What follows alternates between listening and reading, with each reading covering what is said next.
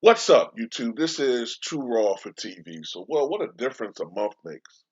What a difference a month makes because the first month of this season, we were analyzing who was going to be affected by the rule changes, you know, and lo and behold, we expected it to affect James Harden. We expected these rule changes to affect Trae Young. I was shocked by how poorly Damian Lillard was playing. But Steph Curry didn't miss a beat.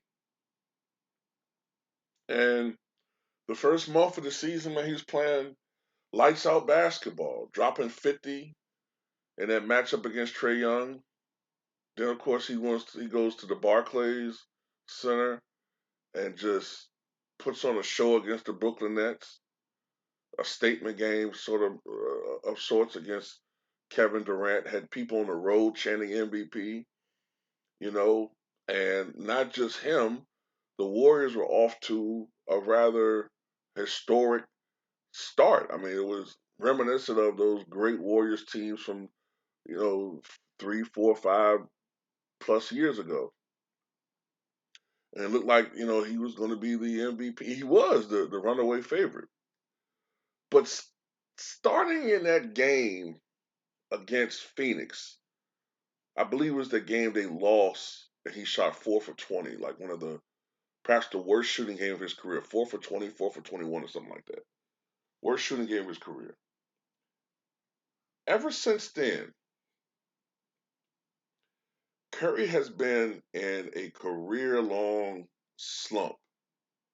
Now, don't get me wrong, he's had some good games here or there, but for the most part, in the past 15 games, Steph Curry has struggled mightily. Mightily. In the last 15 games, Steph Curry is shooting 37.9% from the floor. 37.9% from the floor. He's averaging 25 points a game, but 37.9% from the floor, only 35.7% from three.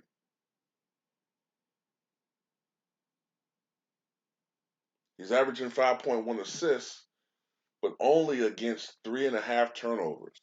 Um, he's not really been himself lately, and the Warriors are still winning, which is probably keeping the criticisms down because they're still winning overall. But it makes you wonder. It makes you wonder because people like to compare him to Michael Jordan for some reason, even though their games are not similar at all. It makes you wonder if some people are doing to him what they did to Jordan in a bad way, and that is give him too much credit for winning because he's obviously not playing very well. So he's playing with a good team. He's playing with a great team. Um, sometimes it annoyed me, especially that last year with the Bulls, when the commentators were giving Michael too much credit and not enough credit to Dennis Rodman, not enough credit to Scottie Pippen when he came back, gutting it out with the back issues and whatnot. Not enough credit to Tony Kukoc, not enough credit to the bench, not enough credit to Tex Winter and Phil Jackson and them, and then just giving it all to Jordan. It used to annoy me, and I was a Bulls fan and a huge Jordan fanboy, but it even annoyed me then. So sometimes you wonder whether Curry's getting too much credit at times. And maybe it should go to Steve Kerr being an improved coach. Maybe it should go to some of these guys that have been stepping up and playing well this year, giving Curry that help that he was lacking last year. But a lot is going wrong with Curry right now. And like I said before, I do believe some people have said they don't agree with me on this one, but I do think that the added muscle is throwing his shot off. Um, and it makes sense a little bit because Curry is still nailing those long threes because he's stronger and it's effortless to him. But you notice the closer he gets to the basket, it's like his shot is off. Um, One area that he's struggling mightily from this year, more so than ever before, is his mid-range game. His mid-range game, he's way off. His accuracy and efficiency in the paint is down from what we've seen before, and I think it's partially from added muscle. We've seen this with other players, Reggie, guys who were shooters. We've seen it with Reggie Miller. That year when he added muscle, he added like 15, almost 15 pounds or so of muscle, and it threw his shot off that year when he shrunk back down to from I think he was 195, almost 200 pounds. He went back down to 185 the next year. And he was Reggie Miller again.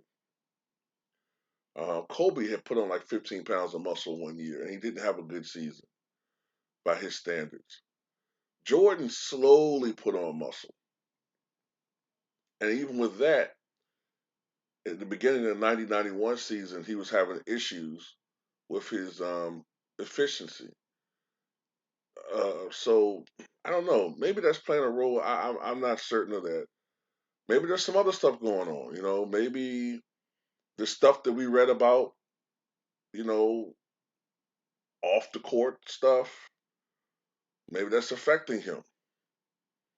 Maybe some of this other stuff we read recently. I don't know what to believe, what's true and what's not. Maybe some of that stuff's affecting him. I don't know. I'm just throwing that out there.